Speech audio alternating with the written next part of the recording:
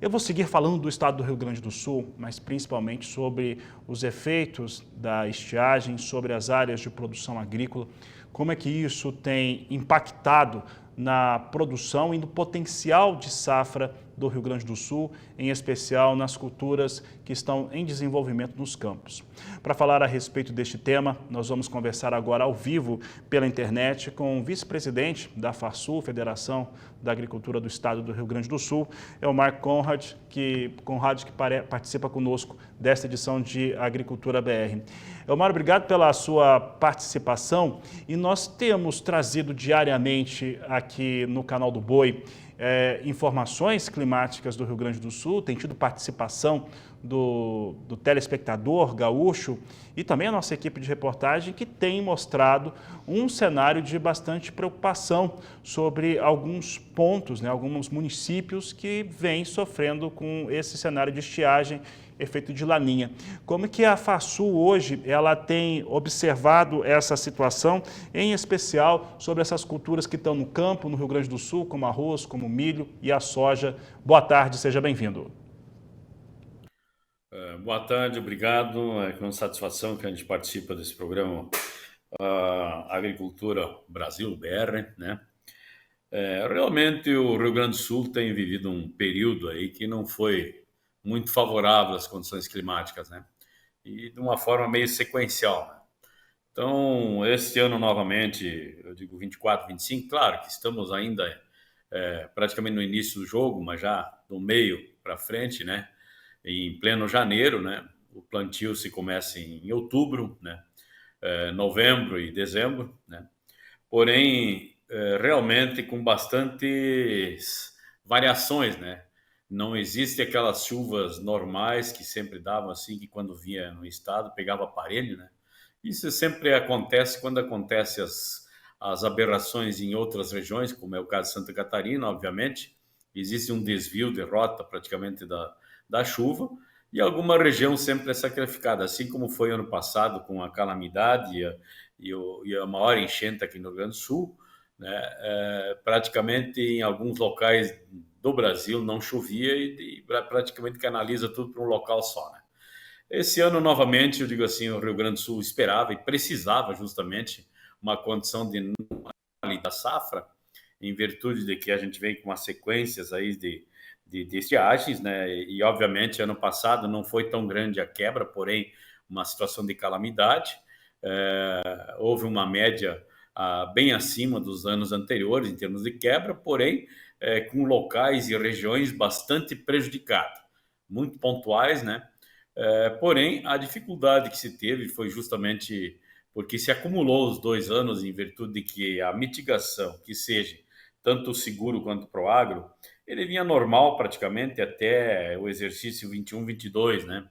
Quando deu então a primeira grande estiagem e o impacto foi tão grande nas seguradoras e resseguradoras principalmente, que houve uma evasão, inclusive, das resseguradoras e, obviamente, o seguro então teve assim uma alteração significativa em termos de nível de custo e uma redução também significativa no nível de cobertura. Isso aí, obviamente, veio trazer uma dificuldade maior e, obviamente, uma situação de prorrogações de operações, né?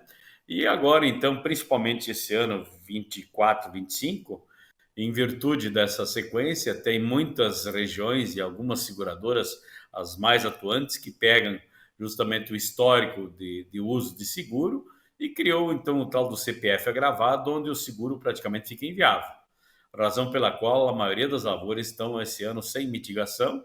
Também houve alterações em termos do mitigador, que nós temos dois, né? O Proagro, que pegaria praticamente o Pronaf e o Pronamp, né? Houve redução de valores de 335 mil para 270, houve redução do nível de cobertura, né? Que normalmente era 100%, porém, quando existe agora no ZARC o risco de 40%, o nível de cobertura é 50% naquele município ou região.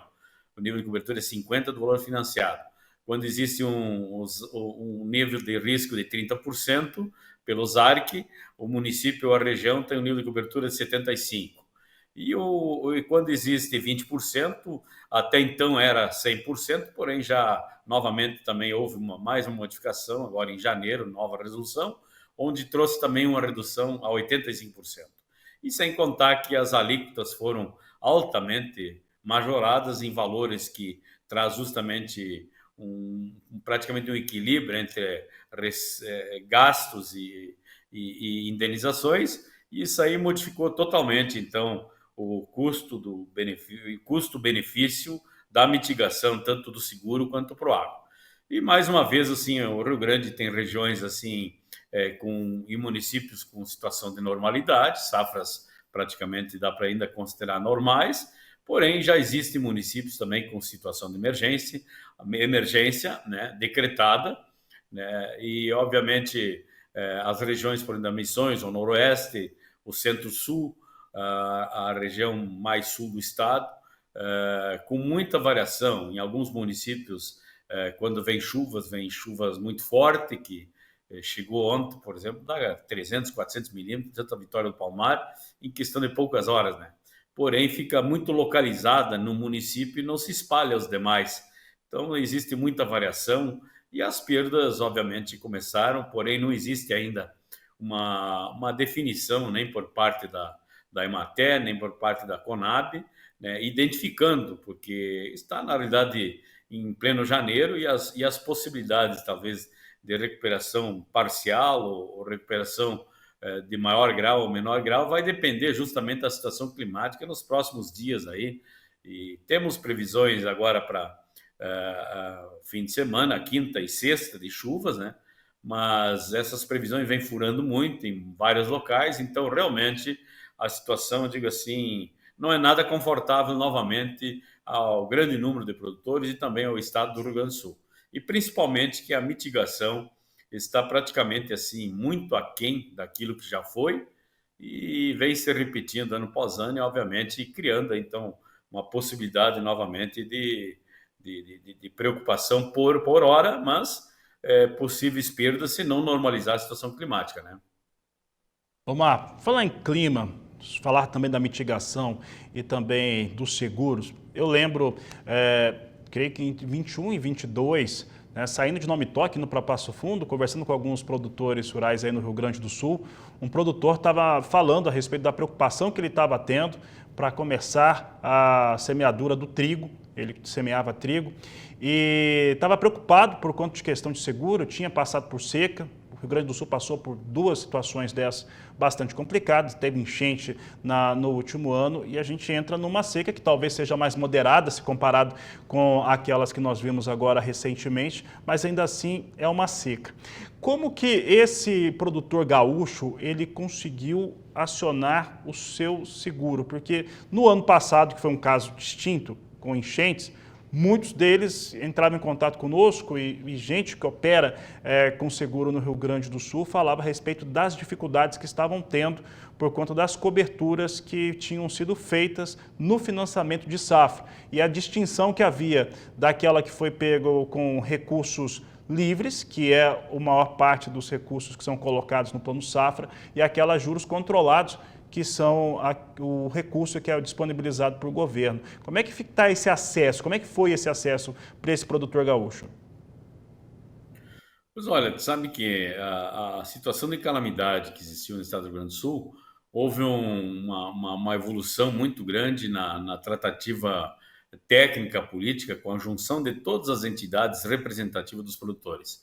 E, obviamente, nas reuniões que tivemos tanto com o ministro da Agricultura quanto o ministro da Agricultura Familiar e também com o ministro da Reconstrução do Estado do Rio Grande do Sul, Paulo Pimenta, né? Onde a gente fez uma proposição a nível de federação dentro de uma real necessidade, que seria 2 anos de carência, um período maior para pagamento e juros de 3%, né?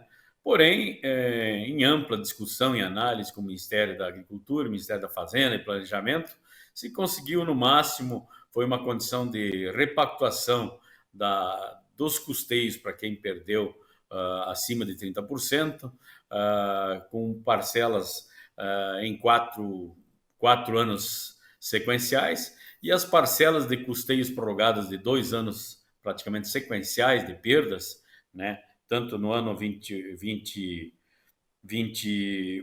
22, quanto no ano 22, 23, por pouca incidência da mitigação, ficou também prorrogações e a necessidade das parcelas, então, também foram prorrogadas e a condição da grande maioria dos produtores conseguiu, numa condição de prorrogar, então, os custeios deste ano, em função da calamidade, municípios de situação de emergência e calamidade, em 4 anos. Porém, agora o próximo ano acumula a parcela, então, do ano passado e também dos anos anteriores. Então, obviamente, se persistir essa condição climática e, obviamente, algumas regiões já definidas com perdas, vai ter justamente uma dificuldade maior ainda, em virtude que pouca mitigação existe, né? E a mitigação que tem também não é mais como já foi.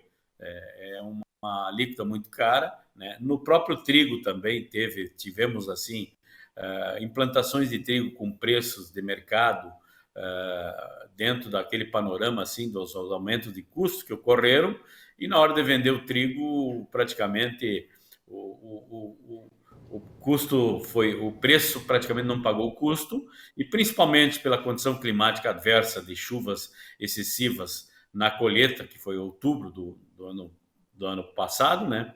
E ele teve assim uma perda muito grande de qualidade, que vem obviamente no seguro, a qualidade não é amparada. Então, realmente também tem, além das dificuldades da safra de verão, teve também essas prorrogações ou parcialmente de inúmeros produtores também da safra de inverno.